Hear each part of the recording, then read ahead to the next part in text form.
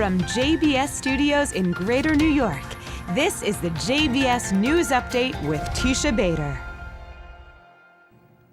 I'm Teisha Bader with the JBS News Update for Wednesday, August the 23rd, 2017. The U.S. delegation hoping to revive peace talks between Israel and the Palestinians was in Cairo this afternoon and expected in Israel tonight. The team, which includes White House Special Advisor Jared Kushner, Special Envoy for International Negotiations Jason Greenblatt, and Deputy National Security Advisor Dina Powell, met with Saudi Arabia's Crown Prince Mohammed bin Salman yesterday, and according to Arab media, expressed their joint commitment to achieving a, quote, real and lasting Israeli-Palestinian peace. They met later today with Egyptian President Abdel Fattah el-Sisi and then headed to Israel. Tomorrow, they are expected to hold separate meetings with Israeli Prime Minister Benjamin Netanyahu in Jerusalem and Palestinian Authority President Mahmoud Abbas in Ramallah. And Netanyahu met today with Russian President Vladimir Putin in Sochi, where the two discussed concerns regarding Iran, ISIS, and Syria. Also during the sit-down, Netanyahu reassured Putin that Russia would take part in a Holocaust memorial project at Sobibor. A new museum and memorial site are set to open at the former death camp in 2019.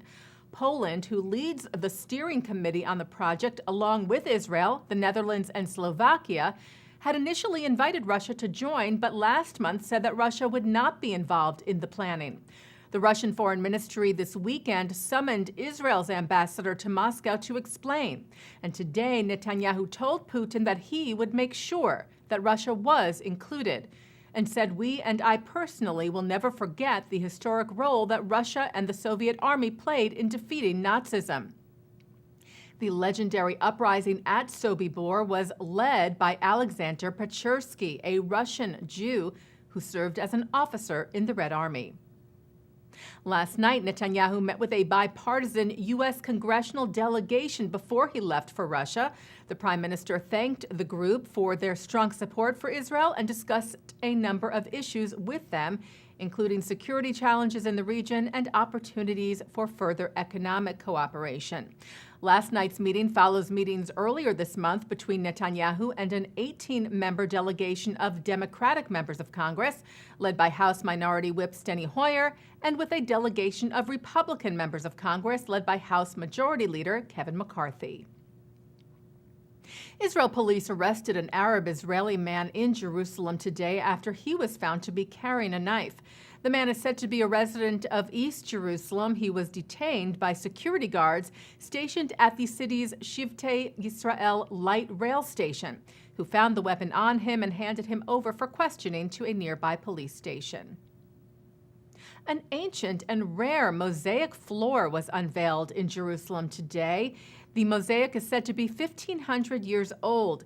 It was found accidentally during construction work in the city this summer. It is fully intact and includes an inscription in Greek, which cites 6th century Roman Emperor Justinian as well as Constantine, who served as abbot of a church founded by Justinian in Jerusalem.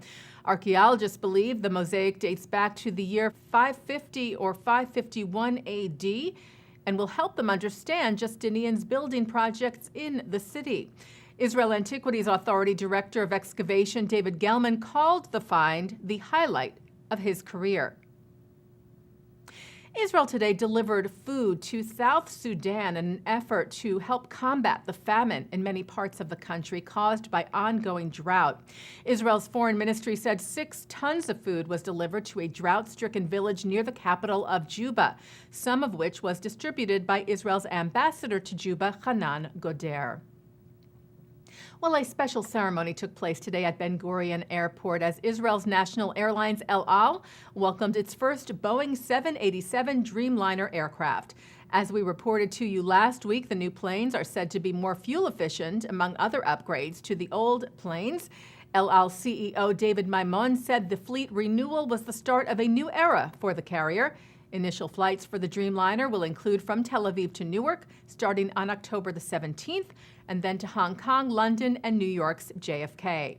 U.S. Ambassador to Israel David Friedman took part in the ceremony today, where the first Dreamliner arrived flying from the Boeing factory in Washington state, landing on the tarmac in Tel Aviv.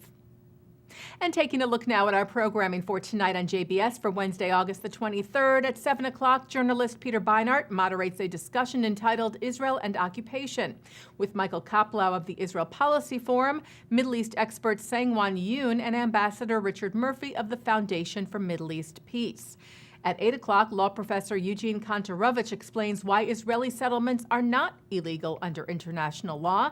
And at 9, Mark Golub speaks with Dorit Nachman, widow of founding mayor of Ariel Ron Nachman and executive director of the Ariel Development Fund, Avi Zimmerman. That's on L'chaim.